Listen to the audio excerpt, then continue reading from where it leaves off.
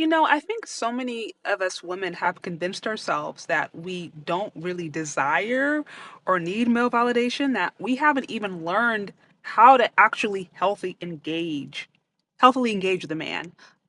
Like I said, I just don't know that I believe that we as women don't need male validation. I know I'm gonna be called all kinds of pick-me's for this, but at the end of the day, it's very healthy for a young little girl to seek validation from her father. That is incredibly healthy.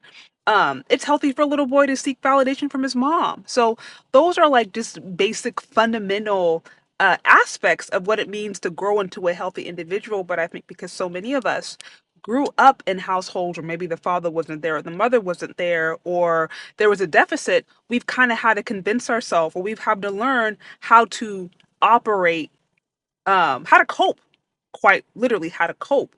And while yeah, you can cope, and yeah, while you don't necessarily need validation to survive, um, do we really just want to survive or do we want to finally thrive? Do we really want to just make it through with, as little as possible? Or do we want to actually put ourselves in positions to where we're actually doing well and to where we're actually flourishing? And so that's what I'm saying. It's like I think so many of us have just learned how to operate based upon this deficit versus saying, hey, you know what? Maybe I actually do need this.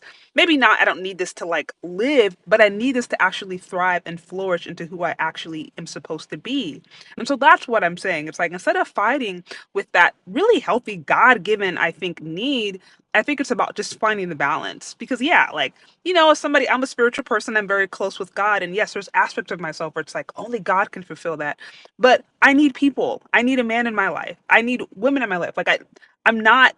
I'm not an island in and of itself. And I think the sooner that I can actually acknowledge it, then the sooner, God can go about filling those needs that I actually have and not have to walk around in this deficit trying to convince myself that I'm okay when I'm really not. So that's essentially what I was saying.